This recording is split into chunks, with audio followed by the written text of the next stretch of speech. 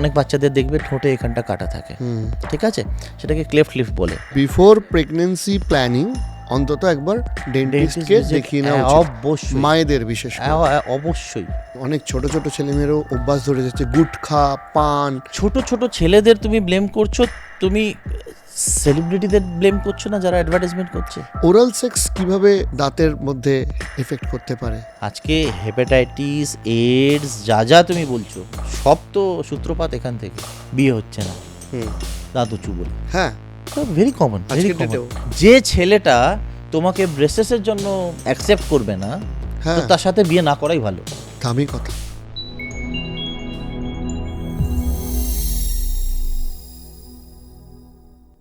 দাঁত থাকতে দাঁতের মর্ম দিই না আমরা, কিন্তু সেটা কি ঠিক কাজ? মনে হয় না। তার জন্য কি করা উচিত? দাঁতকে মর্ম দেওয়া উচিত।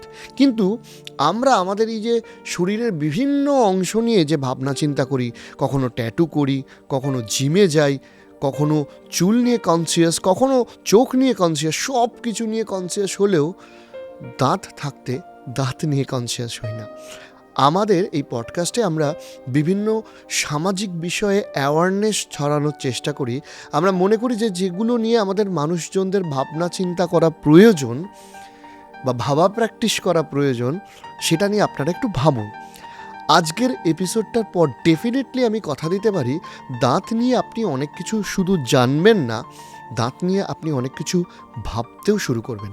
এবং আজকে যিনি গেস্ট, তিনি শুধুমাত্র একজন ডেন্টিস্ট নয়, তিনি হোয়াইট জোন ডেন্টাল ক্লিনিক, এই যে ইনস্টিটিউশন রয়েছে যেখানে আপনারা দাঁতের বিভিন্ন চিকিৎসাও করাতে পারবেন এবং বিউটিফিকেশন, যেটা এই দাঁতের চিকিৎসার আজকের আধুনিক যুগের একটা অঙ্গ হতে পারে, সেই সমস্ত সুবিধাও কিন্তু পাবেন।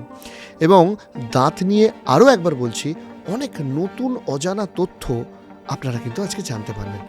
আমি ওয়েলকাম করব আমাদের আজকের পডকাস্টে আমার খুব প্রিয় একজন মানুষ এবং আমার দাদা কিংবা বন্ধু বলতে পারেন, ডক্টর বিশ্বজিৎ পাণ্ডাকে।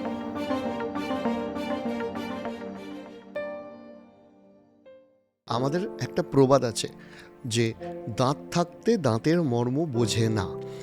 এবার যাদের দাঁত আছে তাদের জন্য দাঁতের মর্ম বুঝে রেগুলার দাঁতের চেক আপ করাটা কতটা ইম্পর্টেন্ট, তুমি যদি একটু বলো। দেখো, আমরা যেটা ইন্ডিয়ান ডেন্টাল অ্যাসোসিয়েশন বা যারা ডেন্টিস্টরা রেকমেন্ড করি, সেটা হচ্ছে যে এভরি 6 মান্থসে ডেন্টিস্ট ভিজিট কম্পালসারি। হ্যাঁ, এবং এটা আমাদের বইতেও লেখা আছে যে এভরি 6 মান্থসে you should visit a dentist.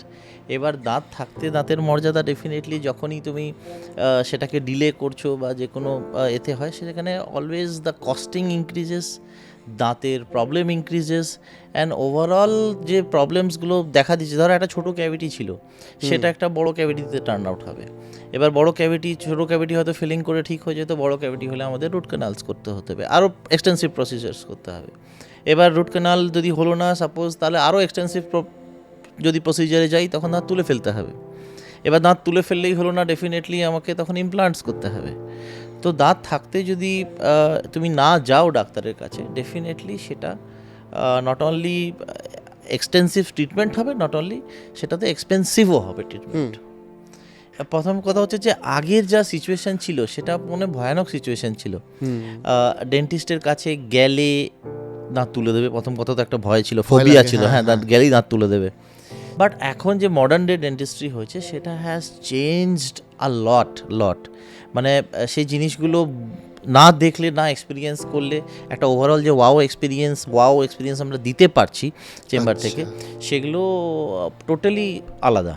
এখন যা সিচুয়েশান হয়ে গেছে, আমাদের সাপোজ ফর এক্সাম্পল একটা রিসেপশানে তুমি আসছো, একটা সুন্দর একটা অ্যাম্বিয়েন্স, হ্যাঁ, সেখানে একজন তোমাকে গ্রিট করছে, তুমি একই অ্যাংসিয়াস হয়ে আছো যে ডাক্তার ভেতরে গেলে কি হবে না হবে, সেই অ্যাংজাইটিটাকে আমরা রিলিফ করছি বা একটা স্টাফ রিলিফ করছে, এবং তুমি নিজে থেকেই বুঝতে পারছো যে এরপরে তোমার কি হতে চলেছে বা কি, তুমি অ্যাংজাইটিতে আছো।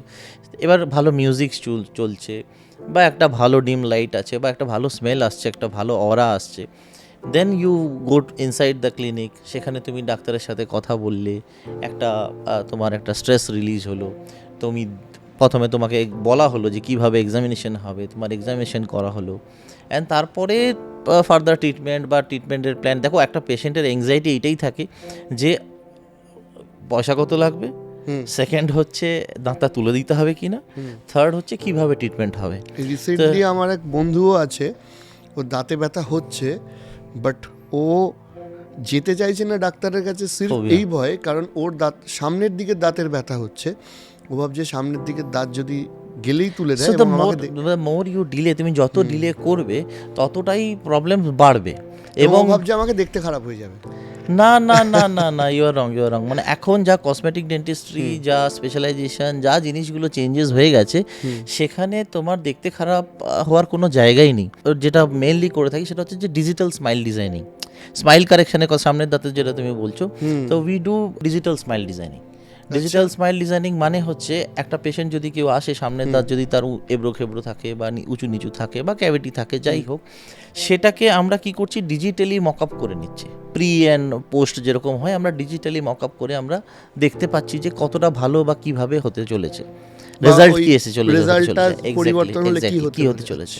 নট অনলি দ্যাট, আমরা যে মডেলসগুলো নেই এখন, আমরা ওয়্যাক্স আপ বলি। ওয়্যাক্স আপ মানে মোম দিয়ে আমরা দেখতে পারি যে দাঁতটা কতটা পেছনে যেতে পারে, কতটা সামনে আসতে পারে। All those things can be done digitally. The result সব চেম্বারে এই ইনফ্রাস্ট্রাকচারগুলো থাকে না? অল চেম্বারে থাকে, হ্যাঁ, অল চেম্বারে থাকে। আমার চেম্বার যেরকম লেকে যে চেম্বারটা আছে, লেক কালীবাড়িতে হোয়াইট জোন ডেন্টাল ক্লিনিকের, এটা হচ্ছে most specialised unit. We have the only clinic in Kolkata to have CBCT inside, যেটা সিটি স্ক্যান বলি আমরা, CT scan in clinic CBCT যেটা আছে আমাদের, সেটা we are the only clinic in having. এবং আরেকটা যে ইনস্ট্রুমেন্ট, স্পেশালাইজ ইনস্ট্রুমেন্ট যেটা আমরা রাখি হচ্ছে যে স্ক্যানার বলি, ইন্ট্রাওরাল স্ক্যানার।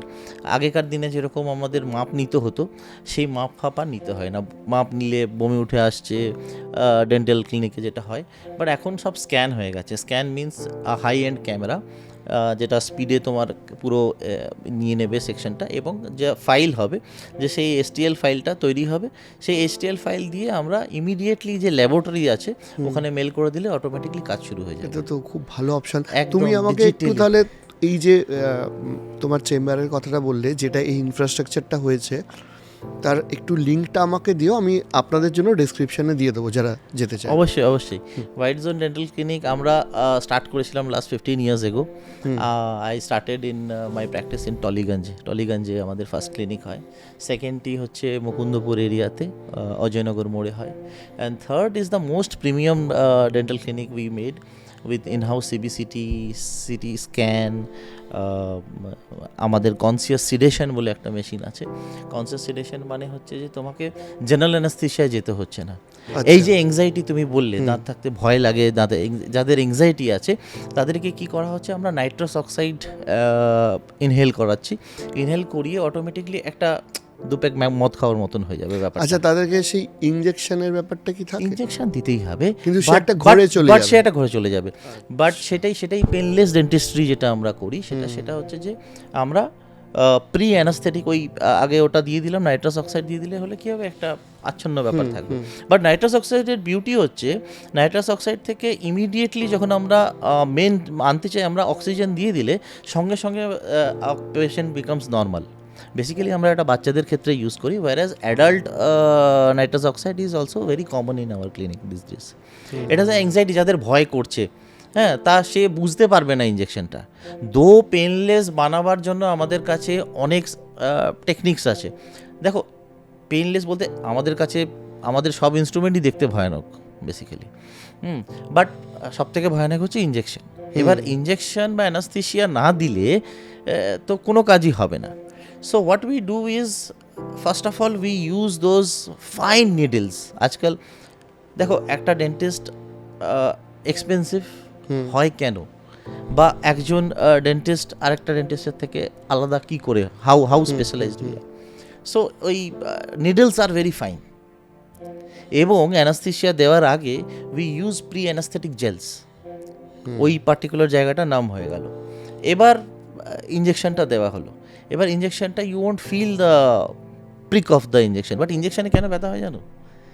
ব্যথাটা হয় যখন আমরা ওই পিস্টনটা পুশ করি, যখন ওই লিকুইডটা ভেতরে যায়, ব্যথাটা তখন হয়। And point is, Indian doctors doesn't have time. ওই যে ওইটুকু সলিউশন, ওটা আনলোড করার নিয়ম হচ্ছে 1 মিনিটে। এত টাইম কার কাছে আছে? Neither the doctor has basically যে তাড়াহুড়ো করে দেয়। তাড়াহুড়োতে যেটা দেওয়া হয় সেটা তখনই পেনটা হয়। আর এইগুলো তো তোমার লাস্টের দিকে গিয়ে মানে দাঁতের অবস্থা যখন খুব খারাপ তখন। আমি বলছি ইন জেনারেল ধরো আমার ক্ষেত্রে ধরো আমি 6 মাস না 1 বছর অন্তর অন্তর যাই, আমি অফ ক্যামেরাও যেটা বলছিলাম 6 মাসটা আমি এখন তোমার থেকে জেনে নিলাম, একটু ফ্রিকোয়েন্সিটা বাড়িয়ে নেবো। আমি তাও দর্শকদের সুবিধার্থে জিজ্ঞাসা করছি যে ধরো আমার দাঁতে কোনো সমস্যা নেই, একটু হলুদ হলুদ ছাপ পড়ে যাচ্ছে, আমি একটু মাঝে মাঝে চিন্তিত হচ্ছি, দাঁত মাঝি, কোন বয়স থেকে রেগুলার এই চেক আপে যাওয়াটা উচিত? দেখো, যদি বয়সের কথা বলি না, আমাদের ডেন্টাল প্রবলেমস যেটা হয় সেটা বাই বার্থও হয়। ক্লেফট লিফট প্যালেট বলি আমরা, দেখেছো কিনা জানি না, খুব অনেক বাচ্চাদের দেখবে ঠোঁটে এখানটা কাটা থাকে, ঠিক আছে, সেটাকে ক্লেফট লিফট বলে। সেই যে ট্রিটমেন্ট সেটা জন্মের পরের দিনই করতে হয়, বিকজ সে বাচ্চা মায়ের দুধ খেতে পারবে না, বিকজ দ্যাট সাকশন হবে না। সো তাহলে খাবে কি বাচ্চাটা, বুঝতে পারছো তো? So after birth only it starts, ঠিক আছে। এবার সাপোজ ওই ফেজটা চলে গেল বা কারোর নেই এই ধরনের cleft lift palate, then say 3 to 5 years is the right age to visit a dentist. তার আগেও বাচ্চাদের মেনটেন্স, এই যে যাদের মাড়ি মানে যে বাচ্চার দাঁত বেরোয়নি, তারা যেহেতু মিল্ক কনজাম করছে, it's duty of mothers to, এই যে গজ পিস হয়, এই গজ পিসকে আঙুলে জড়িয়ে we can clean the gums of the baby.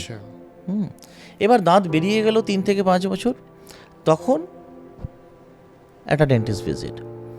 Basically কী হয়, 3 থেকে 5 বছরে কী হয়, বাচ্চাদের যেটা নিয়ম যেটা করে যে দুধের বোতল নিয়ে শুয়ে গেল, ঠিক আছে।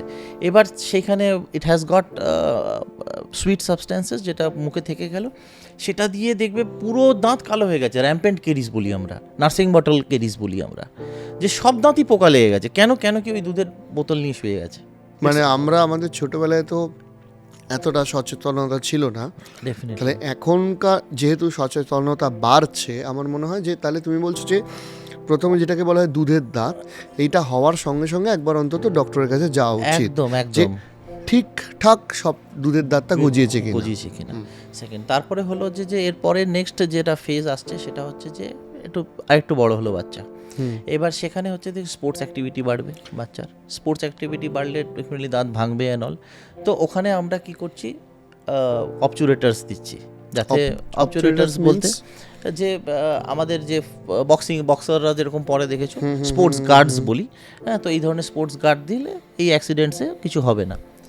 একটা টিপস বলছি, যদি কোনো সময় অনেক সময় হয় যে দাঁত বেরিয়ে গেছে, পুরো দাঁতটাই বেরিয়ে গেছে ধাক্কা লেগে বাচ্চার, so we can refix that tooth. ওই দাঁতটাই যেন কিসে রাখতে হয়, দুধে, মিল্ক। ইফ আ পার্সন মানে দাঁত যদি কোথাও বেরিয়ে গিয়ে থাকে, সেটা যদি দুধের ভিতরে আর রেখে যদি কোনো ডেন্টিস্টের কাছে যাওয়া যায়, we can do replant that tooth. এটা কি অ্যাডাল্টদের ক্ষেত্রেও সত্যি?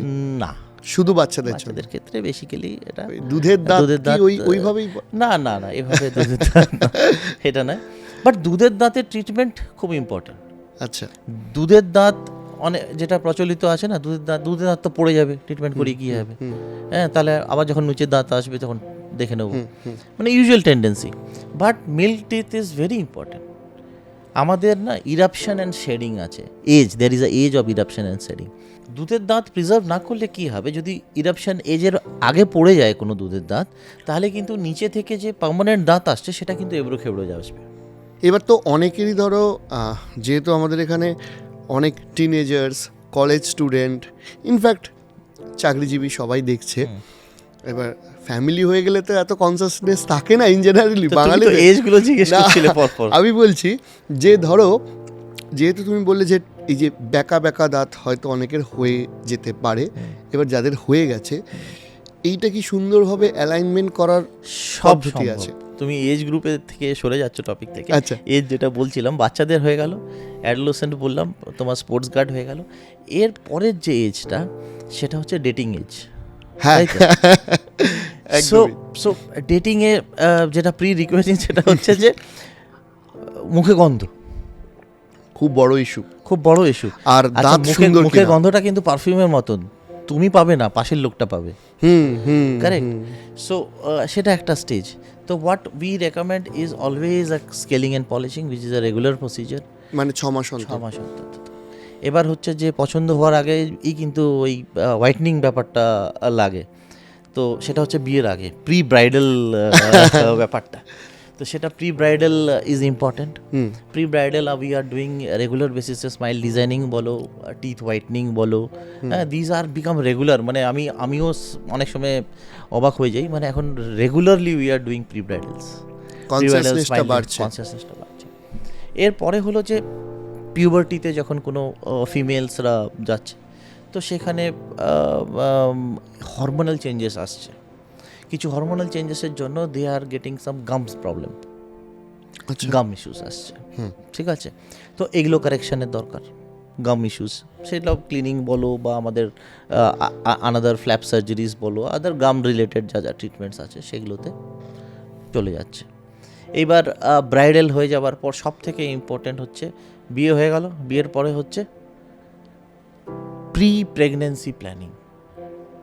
যতটা আমাদের জন্য গাইনাক ইম্পর্টেন্ট, ততটা ডেন্টিস্টও ইম্পর্টেন্ট। তুমি বিশ্বাস করবে না, কিরকম? During pregnancy we can't treat, first trimester এবং লাস্ট ট্রাইমিস্টারে আমরা ট্রিটমেন্ট করতে পারি না কোনো। তুমি বিশ্বাস করবে না, তোমাকে স্টোরি বললে এমনও situation, until unless the gynaec permits, and gynaec will never permit in return আমাদের জায়গায়, নেভার পারমিটেড ইন রিটার্ন, রিটার্নে দেবে না। তুমি এরকম বিশ্বাস করবে না, আমার পুরনো পেশেন্টস দেখেছি হয়তো অনেক সময়, but I can't do any procedure. হয়তো আমার জন্য প্রসিজারটা খুবই ইজি প্রসিজার, একটা ভদ্রমহিলা হু ইজ ইনটু প্রেগনেন্সি কাতরাচ্ছে ব্যথায়, দাঁতের ব্যথায়। Of course, and we can't treat first trimester and last trimester, only second trimester she is allowed to, that too with permission, তাই না? তো আমার নিজের পেশেন্টই কাতরাচ্ছে, আমি কিছু করতে পারছি না, because there are medico legal problems, we can't give medicines in that phase. So it's always advisable যে প্রি প্রেগনেন্সি চেক আপ একটা, দেখো একজন ডেন্টিস্ট যদি কোনো দেখে নেয়, যদি কোনো স্মল ক্যাভিটি হয়, এ হয়, যা হয়, সেগুলো ক্যান বি রেকটিফাইড ইমিডিয়েটলি। আচ্ছা, আগামী ধর তোমার 1 বছর তোমার কিছু প্রবলেম হবে না, অ্যাটলিস্ট আশা বিফোর করা যায়। প্রেগন্যান্সি প্ল্যানিং অন্তত একবার ডেন্টিস্টকে Dentist visit, দেখিয়ে নেওয়া উচিত, অবশ্যই, মায়েদের বিশেষ করে। অবশ্যই। দেখো এটা একটা ওভারঅল, এখন dentistry has become a beautification also. মানে এটা তোমার দাঁত ভালো থাকলে তুমি স্মাইল ভালো করবে, তোমার নিজের কনফিডেন্স আসবে ভালো। এটা সিম্পল, হয়তো কারো একটু কর্নার ভাঙা, আমরা একটা ছোট্ট প্রসিজার করলাম, ছেলেটার কনফিডেন্সই বেড়ে গেল। কারোর বিয়ে হচ্ছে না, সো ছোট একটা প্রসিজার করলাম, বিউটিফিকেশন অনেকটা এনহ্যান্স হয়ে গেল। So self confidence. এবার আমি তোমার একটা মানে জিজ্ঞাসা করছি, যেটা অনেকেরই জানতেও ইচ্ছা করবে। এই যে আমরা একটু টাচ করেছিলাম মুখের গন্ধ, কি করলে মুখে গন্ধ ছাড়বে না? দেখো মুখে গন্ধ কীভাবে হয় সেটা ইম্পর্টেন্ট। মুখে গন্ধ হয় তিনটে রিজনে। এক হচ্ছে আমাদের নিজেদের ওরাল ব্যাকটেরিয়া যেটা আছে, সেটা হচ্ছে দাঁতের উপরে একটা প্লাক এবং ক্যালকুলাস বলি, খাওয়ার থেকে থেকে থেকে থেকে থেকে থেকে সলিডিফিকেশন হয়ে গেল, সেটাকে বলি আমরা ক্যালকুলাস, সেটা থেকে একটা মুখের গন্ধ। সেকেন্ড হচ্ছে যে টাঙ্গের উপরে ব্যাকটেরিয়াল লেয়ার, ঠিক আছে, সেটা থেকে মুখের গন্ধ। থার্ড হচ্ছে গাট থেকে আসছে, মিন্স পেটের ভেতর থেকে মুখের গন্ধ। এর সলিউশনটা কি হতে পারে? সলিউশন হচ্ছে ওরাল প্রোফিল্যাক্সিস বলি, ক্লিনিং মানে যেটাকে স্কেলিং অ্যান্ড পলিশিং বলা হয়, এবং আর আদার্স যদি কোনো ডিপ প্রসিজার্স লাগে, deep scaling and polishing procedures আছে, we can use mouthwashes. Excessive mouthwash is not recommended, but mouthwashes use করা যায়। এবং ব্লিডিং, গামস ব্লিডিং, মুখে গন্ধ, যা যা প্রবলেমস আছে সবগুলোর সলিউশন কিন্তু স্কেলিং অ্যান্ড পলিশিং। একটা মিথ আছে, স্কেলিং অ্যান্ড পলিশিং করলে দাঁত নড়ে যায়। এটাও আমি আসতাম এই প্রশ্নটায়, but that's a complete myth. আমরা স্কেলিং অ্যান্ড পলিশিং কীভাবে করি, একটা আলট্রাসনিক ভাইব্রেশনস হয়, একটা ওয়াটার জেট হয় মেশিনটার মধ্যে, we just clean those Stones. তাতে কি হয়, ওই ফ্রেশ ব্লিডিং হবে, ফ্রেশ ব্লিডিং হয়ে কি হবে, বেসিক্যালি নতুন অ্যানাস্টোমোসিস হয়ে নতুন মানে দাঁতটা স্টেবিল হবে এবং ওই ময়লাগুলো বাদ চলে যাবে। তো scaling and polishing is a regular procedure, harmless procedure, which can be done on 6 months and it should be regularly done. এটাতে ভয় পাওয়ার কিছু নেই। অ্যান্ড ডেফিনেটলি হ্যাঁ, দেয়ার আর সাম হ্যাকস, যেরকম অনেক সময় কী হয় দাঁতে স্ক্র্যাচ হয়ে যায়, ওই সেম ডক্টরের কাছে টাইম নেই, ঘষে দিল, কোথাও অ্যাসিস্ট্যান্ট ঘষে দিল জোরে, স্পিড থাকে, that create micro scratches on your enamel. Enamel is the top layer of the teeth, সেখানে যদি স্ক্র্যাচেস হয়ে গেল অ্যান্ড অল, তখন ওই স্টেন্স বেশি ধরতে শুরু হবে। All those problems are there, technically সে অনেক প্রবলেমস হয়, বাট স্কেলিং অ্যান্ড পলিশিং করলেই ইজ এনাফ। এবার একটা অন্যরকম প্রশ্নে আসি, সেটা হচ্ছে ওরাল সেক্স কিভাবে দাঁতের মধ্যে এফেক্ট করতে পারে, এটা একটা অনেকের প্রশ্ন আছে কিন্তু। Oral sex doesn't cause cancer. তুমি যেটা জিজ্ঞেস করতে চাইছিলে সেটা হচ্ছে oral sex definitely doesn't cause cancer, but nothing related to chemistry, it can be related to any friction. Friction হলে that can cause cancer, it has nothing related with the chemistry. আচ্ছা, কোথাও যদি ফ্রিকশন, ওরাল ক্যান্সার হচ্ছে যে যে কোনো জায়গায় কোনো যদি ডাইরেক্ট যদি ফ্রিকশন হয়, তবে it leads to oral cancer আর প্রি ক্যান্সারাস লিজেন্স যেটা বলি। আমরা অফেনলি কিন্তু চেম্বারে ক্যান্সার পেশেন্টস দেখছি। এবার ক্যান্সার হয়ে গেলে there is no answer, so আমাদের ডিউটি হচ্ছে প্রি ক্যান্সারাস লিজেনকে ডিটেক্ট করা। But pre cancerous lesions usually আমরা ক্লিনিকে দেখতে পাই, প্রাইভেট কলেজ ক্লিনিক্সে তো মানে গভর্নমেন্টের তো ভালো দেখা যায়, আমরা প্রাইভেটেও দেখতে পাই, প্রাইভেট প্র্যাকটিশনার্সরাও দেখতে পাই প্রি ক্যান্সারাস। এবার এগুলো হয় কিন্তু ইরিটেশন থেকে। কীরকম? আক্কেল দাঁত, দাঁত শার্প হয়ে গেছে, জিভ কাটতে আছে, গাল কাটতে আছে রেগুলার বেসিসে। একটা স্টেজ আসবে যখন daily daily daily daily you are hitting hitting hitting hitting, তারপরে তোমার সেন্সেশনই থাকবে না কিছু, তখন দেখবে একটা হোয়াইট প্যাচ হয়ে লিডিং টু ক্যান্সার। একটা সাইকোলজিক্যাল প্রবলেম অনেকের আছে, সেটা হচ্ছে যে দাঁতের যে জায়গাটা ক্ষয়ে যায় বা শার্প হয়ে যায় সেখানেই জিভটা স্পেসিফিক্যালি যায়, এবং অনেকে জিভ কেটে যায় বা ইত্যাদি ইত্যাদি। সেই মানুষটা তখন জ্বালা করছে তাও জিভ দিয়ে খোঁচাচ্ছে। এর পেছনে সাইকোলজিটা কি কাজ করে, আর দ্বিতীয়ত হচ্ছে যে এই অভ্যাসটা কতটা ক্ষতি করতে পারে? ডেফিনেটলি ক্ষতি করতে পারে এই অভ্যাসটা, বললাম তো ক্যান্সার অবধি যেতে পারে। এটা যদি আর্লি ডায়াগনোসিস না হয়, ইট ক্যান লিড টু ক্যান্সার।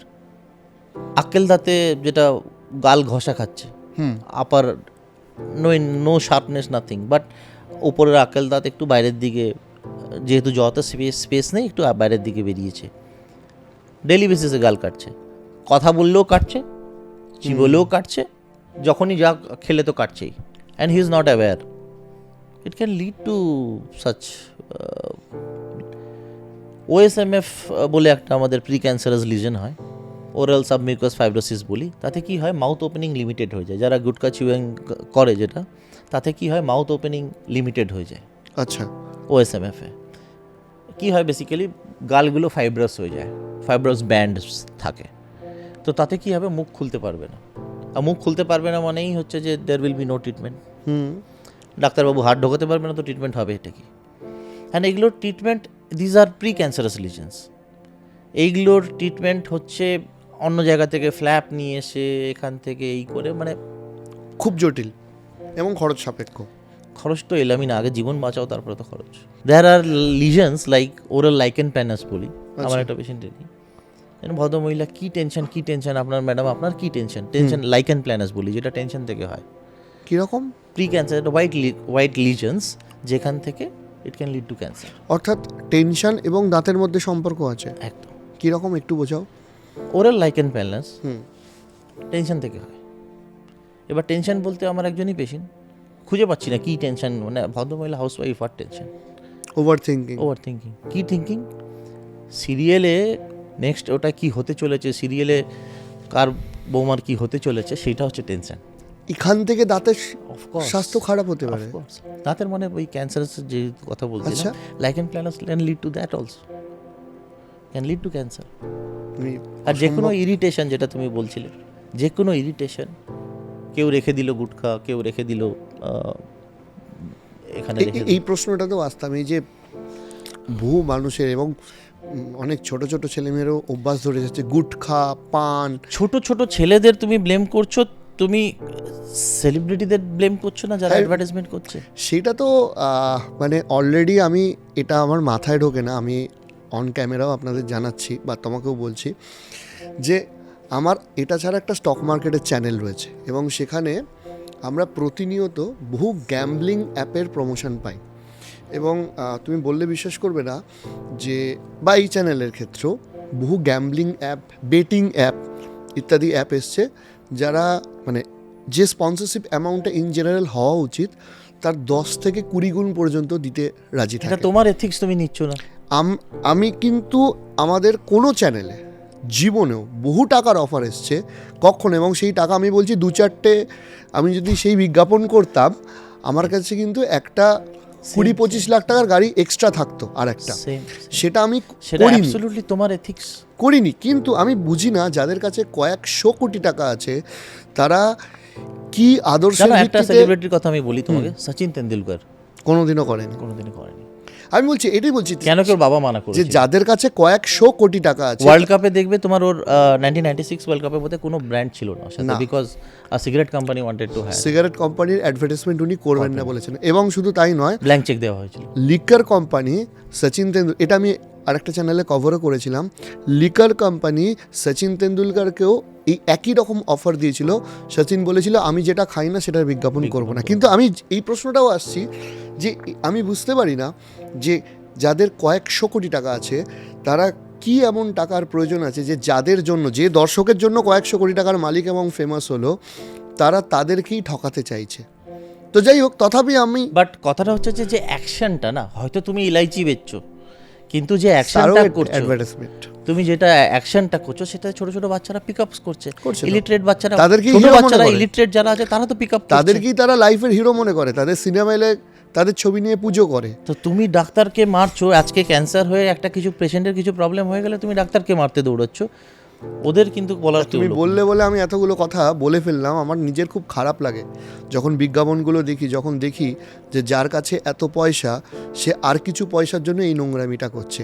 তথাপি যেহেতু তুমি একজন সমাজ সেবক, কারণ ডাক্তার তো একজন সমাজ সেবকও বটে, তুমি একটু মানুষকে বোঝাও যে এটা কতটা ক্ষতি করতে পারে। আমরা রিসেন্টলি একটা প্রোগ্রাম করলাম আমার চেম্বারে, আমি যেহেতু রোটারি ক্লাবেও অ্যাসোসিয়েটেড, অ্যাসিড অ্যাটাক ভিকটিমস, ওদের পুরো দায়িত্ব এখানে কলকাতায় একটা এনজিও আছে, ওদের থ্রু দিয়ে আমার চেম্বারে আমি রেগুলার বেসিসে ওদের পুরো ট্রিটমেন্টের দায়িত্ব নিয়েছি। বাহ। রোটারি ক্লাব থেকে ছোট ছোট যেগুলো ক্যাম্পস হয়, দেখো ক্যাম্পসে কী হয় না, আমরা গিয়ে ট্রিটমেন্ট করা, আমাদের ইকুইপমেন্ট ছাড়াও উই আর হেল্পলেস, গিয়ে চেক আপ করলাম ক্যাভিটি আছে এই আছে, কী লাভ হবে বাচ্চাদের? তো তখনই আমি ডিসাইড করি আমি যে যেটা পারবো আমরা নিয়ে এসে ট্রিটমেন্ট। এই যে গুটখা বা খৈনি এই ধরনের জিনিসটা কতটা ক্ষতি করতে পারে? দেখো এগুলো তো ডেফিনেটলি কি হয়, একটা পজিশনে মানুষ রেখে দেয়, আইদার ঠোঁটে রেখে দেয় বা গালে একটা পজিশনে রেখে দেয়, তো দ্যাট কজ ইরিটেশন, এবং একটা হিটেড বা একটা টোব্যাকো যেটা যেখানে রাখছো সেখান থেকে ইরিটেশন থেকে oral cancer, and cancer is no answer. There are cancer rehabilitation centre in the city, but no point. ওই খাওয়াটার জন্য মানুষটার মৃত্যু হতে পারে। মৃত্যু অবশ্যই, বিকজ ওরাল ক্যান্সার আর বেনাইন কার্সিনোজেন যেগুলো হবে, তো সেখান থেকে আমাদের কমান্ডোজ অপারেশন, নেক থেকে পোর্শন, মানে cancer is spreading, it's not limited to this region. Hemiglossectomy means half জিপ কেটে দিতে হবে, হাফ এ কেটে দিতে হবে, কমান্ডো অপারেশন করতে হবে, পুরো ফ্যামিলি শেষ। আচ্ছা, দাঁতের স্বাস্থ্য ভালো রাখার জন্য এগুলো তো ছেড়ে দিলাম, কোন কোন জিনিসগুলো তাহলে লক্ষ্য রাখা উচিত? মানে কি খাওয়ার পর কোন কোন অভ্যাস, বা কি অভ্যাস, খাওয়া দাওয়ার ক্ষেত্রে কি সতর্কতা, এগুলো কি দরকার? দেখো আগেকার দিনে কেউ দাঁত মাজতো না হয়তো, বা আগেকার দিনে বাচ্চারা চিবিয়ে খেত, একটা পেয়ারা চিবিয়ে খেত, এখন আমার মেয়েরও পিষে যায়, আই মিন পিস করে দেওয়া হয়, টিফিন বক্সে যাচ্ছে, তো সে ওইটুকু কামড় দিয়ে খাচ্ছে, পুরো ভালোভাবে চিবিয়ে খাচ্ছে না। ফাইব্রাস ফুড থাকলে এগুলো যদি করা হয়, বা সুগার কেন, গন্না সুগার কেন যদি তুমি চিবিয়ে খাও, আচ্ছা, টেক জুস, আখ, হ্যাঁ, এনি ফাইব্রাস ফুড যেগুলোই আমরা খাচ্ছি, তো দাঁত ভালো থাকবেই। আচ্ছা, বাট সেগুলো আজকের ডেটে it has transform into juices and other, আমরা ফল খাচ্ছি কেটে, তো কী করে জিনিসগুলো থাকবে? চকলেট খেতে মানা করবো না, কিন্তু চকলেট খাও, বাট একবার মুখটা কুলকুচি করে ফেলতে হবে। এনিথিং স্যান্ডউইচ, চিজ, চিপস, বাচ্চাদের কি হয়, খেলো বাট স্টিকি থেকে গেল দাঁতে, দ্যাট ইজ হার্মফুল। একবার রিন্স করে নিল জল দিয়ে, anything which sticks to the teeth is harmful. এবার একবার রিন্স করে নিল, well and good, no problem, chocolate খাও, নো প্রবলেম। আচ্ছা, অ্যান্ড ওই বললাম 6 মান্থসে একবার করে ডেন্টিস্ট ভিজিট, সেটা প্রয়োজন। সেটা প্রয়োজন। সেটা হলো early diagnosis, early check up. Hmm, দেখো একটা ক্যাভিটি যদি নর্মাল থাকে সেটা ফিলিং করে সম্ভব, আর একটু বেড়ে গেলে আমাদের রুট ক্যানালস করতে হচ্ছে, আর একটু বেড়ে গেলে দাঁতটা তুলে ফেলতে হচ্ছে। দেন দ্য ট্রিটমেন্ট চার্জেস, লোকে বলে dentist are expensive. Dentist is not expensive, but the neglect is, your neglect is expensive.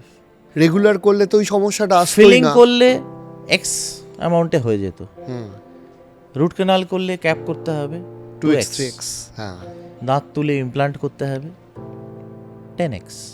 সাথে শারীরিক যন্ত্রণাটা এক্সট্রা, সেটা তোমার ফ্রি। free। এবার আরেকটা প্রশ্ন, যেটা অনেকের মিসকনসেপশন আছে এবং জানাটা দরকার, দাঁত মাজার নিয়ম এবং দিনে কতবার দাঁত মাজা উচিত এবং কখন কখন দাঁত মাজা উচিত। তুমি কি জানো?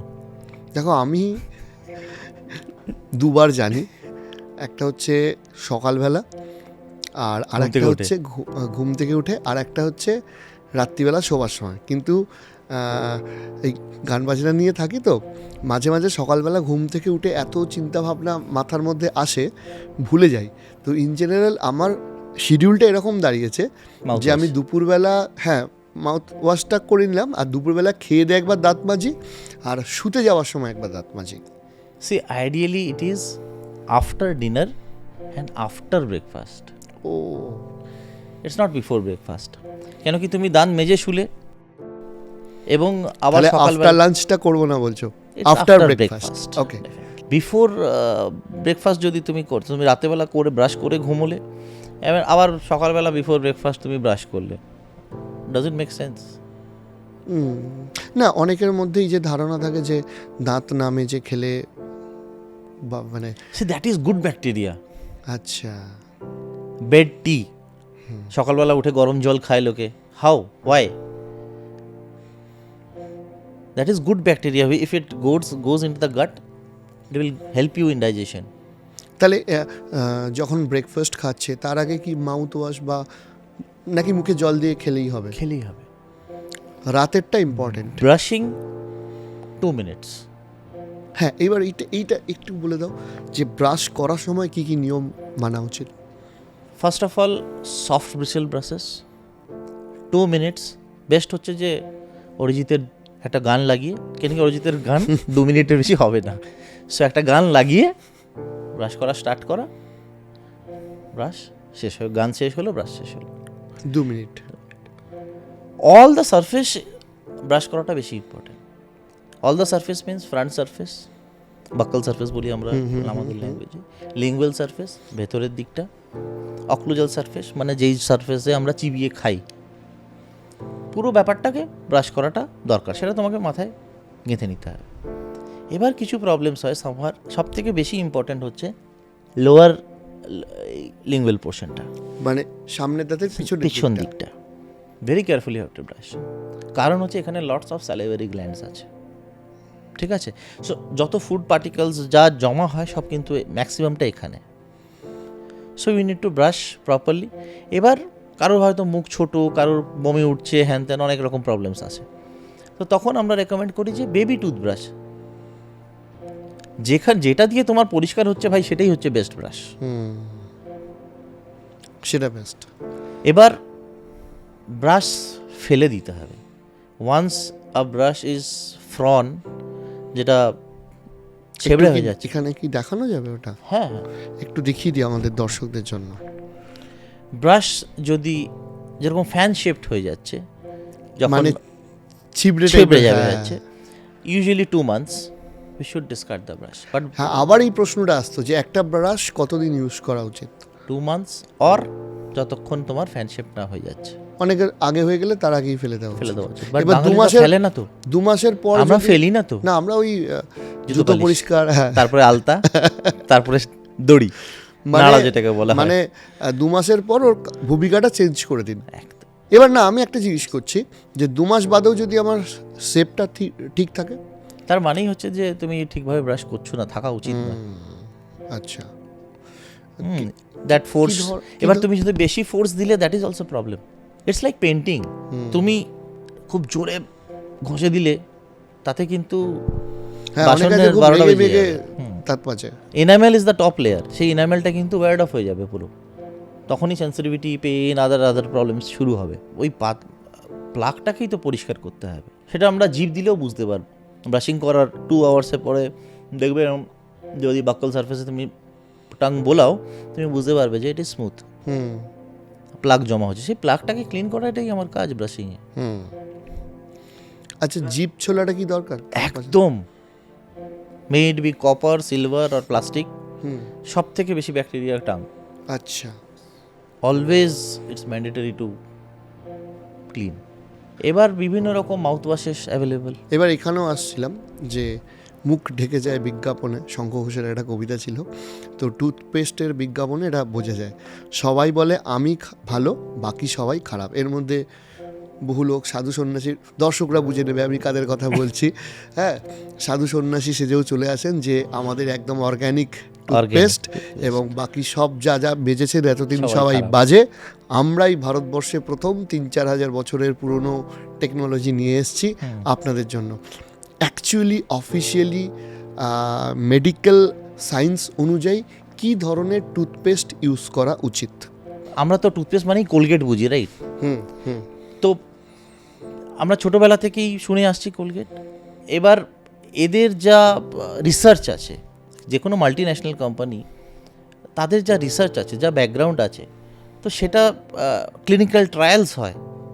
একটা টুথপেস্টের ভেতরে অ্যাব্রেসিভ থাকে এবং তার পার্টিকেল সাইজ আছে। There are 2 types of marketing gimmick. One is via the dentist, one is directly to the consumer. এবার definitely directly to the consumer হলে তো শর্টকাট হলেই মুখ থুবড়ে পড়তে হবে, পড়ছে। নট অনলি দ্যাট, আরেকটা কোম্পানি আছে যেটা ওই চেন সিস্টেমে বিক্রি হয়, ভেরি কস্টলি। পেশেন্টরা এসে বলে ডাক্তারবাবু ওটা ইউজ করছি, MLM, তার জন্য MLM এর জন্য ফাইনও করা হয়েছিল। হ্যাঁ, মানে এত টাকা, মানে আমার অমুক পরিচিত এসে বাড়িতে দিয়ে গেছে। তাহলে কেন এত দামি টুথ, বিশাল দাম? হ্যাঁ দামি, তাহলে ভালোই নিশ্চয়ই না, ওটা তো কমিশনের জন্য। Particle size is important. আমি যেটা তোমাকে বলছিলাম, কোলগেট বা আদার্স যে কোনো মাল্টি ন্যাশনাল কোম্পানি এত বছর ধরে রিসার্চ করছে, ভায়া ডেন্টিস্ট ক্লিনিক্যাল ট্রায়ালস থ্রু দিয়ে যাচ্ছে, তো ডেফিনেটলি দোজ আর গুড টুথপেস্টস। অনেকের এরকম ধারণা আছে যে দোকানে যেগুলো পাওয়া যায় যেগুলো খারাপ, মেডিকেটেড টুথপেস্টগুলোই ভালো। মানে এই কনসেপশনটার জন্য আমি জিজ্ঞেস করছি যে ধরো একজন সাধারণ মানুষ, তাহলে তার কি টুথপেস্টটা অন্তত ডক্টরের থেকে একবার সাজেশন নিয়ে নেওয়া উচিত? দেখো, মেডিকেটেড ওভার দ্য কাউন্টার তো সবই প্রবলেমস। ওভার দ্য কাউন্টার যেটা তুমি নিয়ে নিচ্ছ medicated toothpaste, you don't require তুমি নিজেই বলছো মেডিকেটেড টুথপেস্ট, তো মেডিকেটেড টুথপেস্ট তো তুমি ইউজ করবে কেন? তুমি তো নিজেকেই কন্ট্রাডিক্ট করছো। মেডিকেটেড টুথপেস্ট তুমি নিজে কেন ইউজ করবে? Until unless is prescribed by a doctor. আজকে লোকে সেন্সিটিভ টুথপেস্ট ইউজ করছে, যা পারছে করছে, whatever brands available, sensitive toothpaste use করছে। হয়তো তার দাঁতে কোনো কিছু প্রবলেমই নেই, সেন্সিটিভ হচ্ছে, তারপরে তুমি ডক্টর দেখিয়ে প্রেসক্রাইব করে ইউজ করো, নো প্রবলেম। অর্থাৎ না জেনে এগুলো কিনে ইউজ করা উচিত নয়। প্লাস টুথপেস্ট তুমি কতটা নেবে, খুব ভালো রেকমেন্ডেড হচ্ছে যে পিনাট সাইজ টুথপেস্ট। আচ্ছা, এবং বিজ্ঞাপনগুলোতে যেরকম দেখা একদম সুন্দর লেপে দেওয়া হচ্ছে, একদম সুন্দর এরকম একটা এজ থাকে।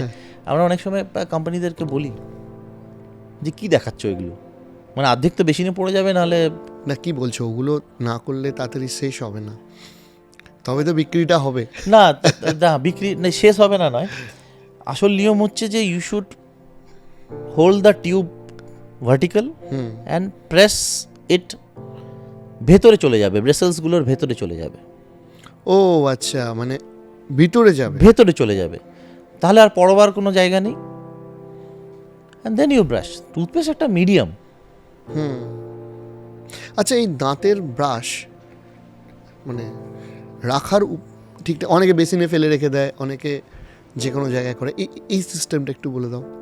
সিঙ্ক, আমাদের যে ফ্লাশ আছে, হ্যাঁ, দ্যাট গিভস অ্যারোসোলস। অ্যারোসোলস মানে হচ্ছে ফ্লাশ করলে একটা স্প্লিটিং হয়, হুইচ ইউ কান্ট সি, মানে মাইক্রো পার্টিকেলস। সেই অ্যারোসোলসগুলো উড়ে কোথায় যাচ্ছে? বাথরুমের বিভিন্ন জায়গায় ইয়োর ব্রাশ ইজ দেয়ার, তো ভেবে নাও তুমি কি ব্রাশ করছো পরের দিন।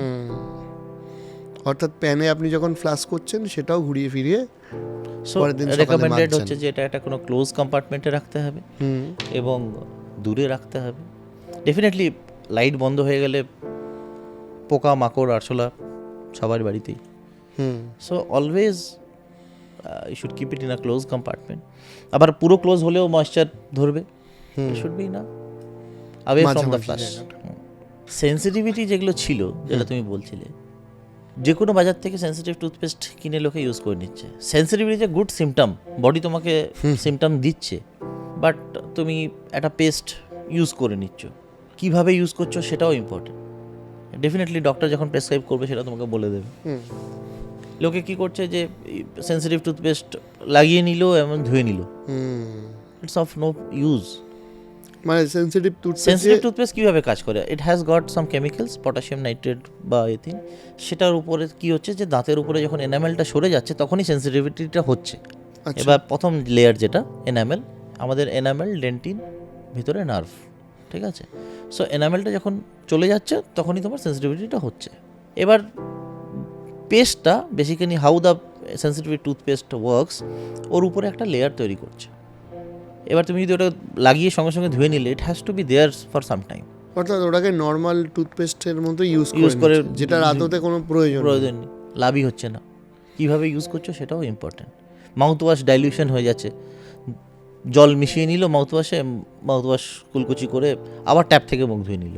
আচ্ছা, এই প্রশ্নটাতেও আসতাম, ব্র্যান্ডের নাম নেওয়া যাবে না, নীল রঙের একটা মাউথ ওয়াশ পাওয়া যায় যেটা 30 সেকেন্ড মুখে কুলকুচি করে ফেলে দিয়ে অনেকেই ইউজ করে। ইনফ্যাক্ট যারা ট্রেনে জার্নি করে বা ট্রাভেলের সময়, এটা কি দরকার? গট অ্যালকোহল আছে অনেকটা, ইটস নট রেকমেন্ডেড, কোনো প্রয়োজন নেই। তুমি যদি ফ্রেশনেসের জন্য করছো সেটা আলাদা ব্যাপার, বাট যে কোনো মাউথ ওয়াশে যদি ক্লোরোহেক্সিডিন থাকে, it's a good ingredient, but যদি তুমি ফ্রেশনেসের জন্য করছো, ইটস নো পয়েন্ট, দরকারই নেই, একদম দরকার নেই, প্রয়োজনই নেই। আমি এবার জিজ্ঞেস করছি যে এখন অনেকের এটা প্রশ্ন, আগে আজ থেকে 10-15 বছর আগে হলে শুধু ছেলেদের দিক থেকে বলতাম, বাট এখন মেল ফিমেল সবাই অলমোস্ট অনেক মানুষ রয়েছে যারা স্মোকার, এবং এই স্মোকিং কি আমাদের যে দাঁতের যে হেলথ এটা এফেক্ট করতে পারে? আর যারা স্মোকিং করেন তাদের একটা অনেক সময় সমস্যা হয় যে ওই যে বললাম যে ওরাল স্মেল, সেটারও সমস্যা হয়। তো এই ওরাল স্মেল বা এই সমস্যাগুলো অ্যাভয়েড কিভাবে করতে পারবে তারা? ওভারঅল হেলথ কিন্তু খারাপ হয় স্মোকিংয়ে, সেটা তো সবাই জানা আছে, তাও করে ফাইন। এবার ডেন্টাল পয়েন্ট অফ ভিউ থেকে যে স্মোকিংয়ে কী হয়, প্যাচেস আসে, কিছু স্মোকিংয়ে স্টেন্স আসে, যেটা মেজর প্রবলেম হচ্ছে স্টেন্স, মানে সামনে দাগ হয়ে যাবে, বউ বুঝতে পেরে যাবে যে সিগারেট কটা খেয়েছো আর খাচ্ছ কি না কন্টিনিউস। তো আমার কাছে এরকমও পেশেন্ট আসে যে সপ্তাহে একবার চলে আসে, একটু সামনেটা করে দাও, বাড়িতে বুঝতে পেরে গেলে আমাকে প্রবলেম হবে। সেলিব্রিটিদের দাঁতগুলো এরকম ভালো থাকে কী করে? ওরা কী করে? বা একজন নর্মাল লোক যদি তোমার কাছে যায়, গিয়ে বলে যে আমাকে একটু সিনেমা আর্টিস্টের মতো দাঁতটা বানিয়ে দাও, তোমরা কি করবে? ম্যাক্সিমাম সেলিব্রিটিদের কিন্তু ভালো দাঁত হয় না। আমরা একটা জিনিস তোমরা কি করো? কি ম্যাজিকটা করো? আমরা একটা জিনিস করি, সেটার নাম হচ্ছে ভিনিয়ার্স বলি আমরা। ভিনিয়ার্স মানে যেরকম ল্যামিনেটস দেখছো বা সানমাইকা যেটাকে বলা হয়, বা আমরা যেরকম উডেন এতে সানমাইকা বা ভিনিয়ার্স করি, সেরকমই আমরা সেরামিকের পাতলা layer, we paste it on the golden proportion. আচ্ছা, এবার তুমি যা সেলিব্রিটি চাইবে তার কপি পেস্ট আমরা ডিজিটালি করতে পারি, এনিথিং হুইচ লুকস। এবার ফেমিনাইন টুথের উই হ্যাভ লাইব্রেরি, বসিয়ে দেখে নাও কোনটা ভালো লাগছে, যেটা পছন্দ সেটা we can do. Okay. Maximum সেলিব্রিটিজের কিন্তু টাচ আপস অর এই ধরনের ভিনিয়ার ডান করাই থাকে বা করতে হয়। করাই থাকে। ডেফিনেটলি সেখানে আমরা বিভিন্ন রকম ল্যাবরেটরিজ ইউজ করা হয়। কলকাতায় ভালো ভালো ল্যাবরেটরি আছে, আচ্ছা, but we prefer to work from, আমরা যেটা তোমাকে বললাম, আমাদের স্ক্যানিং হয় প্রথমে, স্ক্যানিং ইন্ট্রাওরাল স্ক্যানিংয়ের মাধ্যমে আমরা ওই ফটোগ্রাফ এবং ওই ডিজিটাল ইমপ্রেশনটা পেয়ে গেলাম, অ্যান্ড ওই যে ফাইলটা আছে আমরা যে কোনো ল্যাবে, আমি দুবাই থেকেও বানিয়ে আনতে পারি দাঁতটা যেখানে বানানো হয় সেটা, ইট can B anywhere, It can be from our Dubai lab also, from Kerala also, Delhi also, Bombay also. Kolkata also has got good laboratories. এটা কিন্তু হিডেন পার্ট একটা ডেন্টিস্ট্রি থেকে। আমরা দাঁতের কাজ করি, উই আর টেলার্স, বাট কাপড়টা কিন্তু is made in the laboratory. তুমি একটু আমাদের কিছু গল্প শোনাও এরকম। স্মাইল ডিজাইনিং এর কথাই বলি তোমাকে গল্প। বর্ধমানে একটা গ্রাম থেকে একজন বাবা মা মেয়ে, these are social taboos these days, বিয়ে হচ্ছে না দাঁত উঁচু বলে। হ্যাঁ, ভেরি কমন, আজকের ডেটেও ভেরি কমন, ভেরি কমন। আমরা ব্রেসেসের ট্রিটমেন্ট করি, এরকম আরেকটা বলছি আমি তোমাকে, ব্রেসেসের ট্রিটমেন্ট করি না, মানে ওই যে বিয়ে হচ্ছে না, তোমরা ট্রিটমেন্ট করলে এবং চেঞ্জেসটা হলো, এবং সেক্ষেত্রে ডেফিনেটলি একটা সোশিয়াল এফেক্ট রয়েছে কাজটার, যদিও হওয়া উচিত না।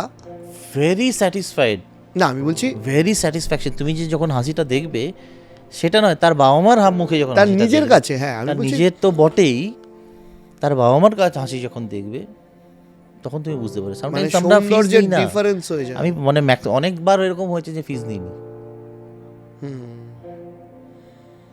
ডেফিনেটলি। বিয়ের জন্য টাকা তুলে রেখেছে আমাকে, মানে এরকমও হয়েছে যে 2 লাখ টাকা তো বিয়ের জন্য তোলা আছে, আপনি যদি দাঁতটা ভালো করে দেন মানে তাহলে আমার একটা এটা ভালো ধারণাতেও বর ছিল পাবে। না, হ্যাঁ, যে মানে বিয়ের সাথেও আরে কজেস হতে সো পারে। Many cases. দেখো এথিক্যাল আনএথিক্যাল একটা ব্যাপার হয়ে গেছে, মানে আজকাল যে নতুন দেখছি তো আনএথিক্যাল প্র্যাকটিস। কিরকম? সব ফিল্ডেই আছে, তোমাদের ফিল্ডে কিরকম? 12টা দাঁতেই রুট ক্যানাল ক্যাপ হয়ে গেল ইচ্ছা করে। এইখানেও আমি আসতাম যে অনেক সময় ইচ্ছা করেও তো, এই যে আনএথিক্যাল প্র্যাকটিসের ক্ষেত্রে বলছি, কিভাবে খরচা বাড়িয়ে দেওয়া যায়।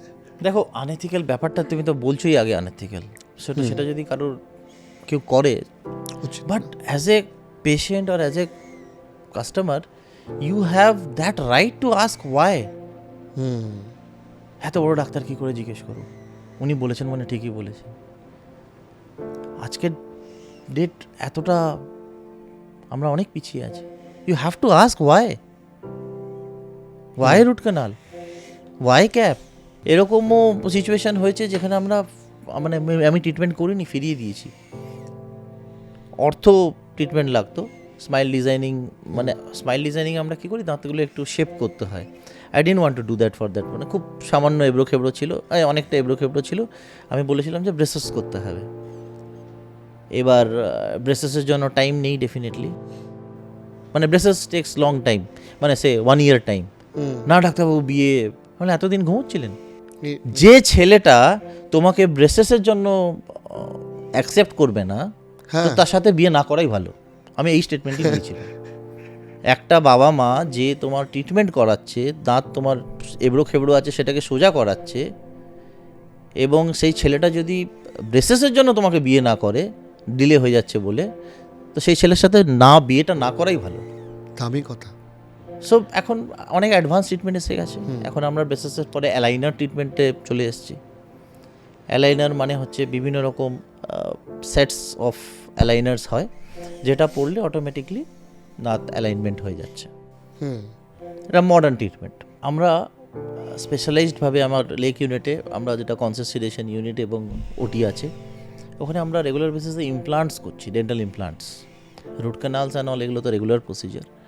ডেন্টাল ইমপ্লান্টস মানে হচ্ছে যদি তোমার কোনো দাঁত না থাকে, আমরা ইমপ্লান্টস হাড়ের ভিতরে প্রতিস্থাপন করে ওই অ্যাজ আ পিলার ইমপ্লান্টসগুলোকে নিয়ে আমরা ফুল মাউথ দাঁত দিচ্ছি। আচ্ছা। অ্যান্ড দ্যাট অ্যাপ্লাইজ ফর 80, 90, 50, 60 যার পুরো দাঁত নেই। It's a fixed procedure of replacing teeth. দাঁত রিপ্লেস করার পদ্ধতির নাম হচ্ছে মডার্ন, যেটা ব্রিজ ছিল আগে, এখন হচ্ছে ডেন্টাল ইমপ্লান্টস। আমরা রেগুলার বেসিসে ফুল মাউথ ডেন্টাল ইমপ্লান্টস করছি। অ্যান্ড আমি যেটা বললাম, we have CBCT in house. We are the only clinic যেখানে ভেতরে ইন হাউস সিবিসিটি মানে হচ্ছে সিটি স্ক্যান অফ দাঁত। স্মাইল, তুমি বিশ্বাস করবে না, তুমি যেটা বলছিলে ইম্পর্টেন্ট, একটা 80 বছরের মহিলা ভদ্রলোক যাই বলো, সেও কিন্তু হাসতে চায়, সুন্দর হতে চায়, সেও কিন্তু সুন্দর হতে চায়। আমরা যখন ফুল মাউথ ইমপ্লান্টস করে ইমিডিয়েটলি যখন দাঁত দিয়ে দিচ্ছি, যে এতদিন খেতে পাচ্ছিল না, তার চোখে যখন তুমি হাসিটা দেখবে ইমিডিয়েটলি দাঁত পেয়ে যাওয়ার পর, দ্যাট গিভস আস প্লেজার।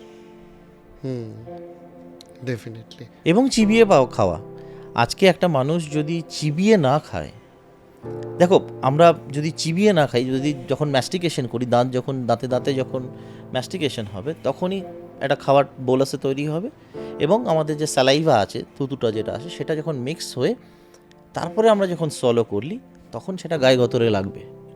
মানে তুমি আমরা যদি না চিবিয়ে খাও, গিলে ফেলো যদি, সেটা কিন্তু কোনোদিন গায়ে লাগবে না। তাহলে আমাদের ওভারঅল হেলথের সাথেও দাঁতের একটা খুব ইম্পর্টেন্ট অবশ্যই। কানেকশন আছে, ইম্পর্টেন্ট কানেকশন নয়, পুরো কানেকশনটাই ওইটাই, কারণ ওটাই তো ইনপুট, ওটাই তো ইনপুট, ওখান দিয়ে ওরাল ফুয়েল যাচ্ছে। এটাই তো গেটওয়ে। ডেফিনেটলি। আচ্ছা, এই বিভিন্ন জায়গা থেকে তো মানুষজন আমাদের এই ভিডিওগুলো দেখছে, বাংলাদেশ থেকেও দেখছে, ত্রিপুরা থেকেও দেখছে, শুধু পশ্চিমবঙ্গ না, বা গোটা পৃথিবীর বাঙালিরা দেখছে। patience। ডেন্টিস্ট যারা আছে, মানে কিভাবে আমি ঠিকঠাক ডেন্টিস্ট খুঁজে পাবো অ্যাজ এ পেশেন্ট, মানে বা বেস্ট ডেন্টিস্ট, বেস্ট ডেন্টিস্ট আমি কি করে খুঁজবো? না আমি পেনলেস ডেন্টিস্ট কি করে? হ্যাঁ। গুগল করে। আমাদের তো এই অবস্থা হয়েছে, এখন গুগল করে দেখছি রিভিউ। দেয়ার আর ডিফারেন্ট মেথডস।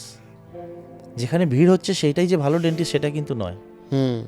যেখানে বাবা কাকারা যাচ্ছিল সেখানেই তুমি যাচ্ছ, সেটা কিন্তু নয়। সেটা ওল্ড স্কুলও হতে পারে। ওল্ড স্কুল হতে পারে। আমরা দেখছি তো, মানে প্রেসক্রিপশনস যখন আসে, স্যার ওখানে তো প্রচুর ভিড় হয় দি স্যার, তাহলে তো কোয়াক। আমরা ডিসিআই বা আমাদের লোকাল অ্যাসোসিয়েশন থেকে আমরা অনেক এখন মানে ধরপাকড় শুরু করেছি। আচ্ছা, ডিগ্রি কোথায় আপনার? সবই তো বুঝলাম, প্রেসক্রিপশনের ডিগ্রিটা কোথায়? পরবারে গিয়ে জিজ্ঞেস করবেন ওখানে। বুঝতে পারলাম। ভালো ডেন্টিস্ট খোঁজা যেটা হচ্ছে যে রিভিউ ডেফিনেটলি বটে, বাট ওই যেখানে তোমার ওই হোয়াই উত্তরটার অ্যান্সারটা পাচ্ছ না, যে দিল সে তুমকো অ্যান্সার মিলে, वही आपके लिए बेस्ट डेंटिस्ट है। ওয়াইয়ের উত্তরটা কিন্তু ডাক্তারবাবুকে দিতে হবে। Why cap, why root canal, why smile designing. অর্থাৎ যিনি বুঝিয়ে ট্রিটমেন্টটা করেন, নিজে বুঝে গেলাম যেরকম ইচ্ছা ট্রিটমেন্ট করে দিলাম সেটা না। এবং আমার মনে এবং হয় আরও বেসিক যেগুলো আছে, স্টেরিলাইজেশন প্রোটোকল, আমাদের জন্য স্টেরিলাইজেশনটা খুব ইম্পর্টেন্ট। কীরকম?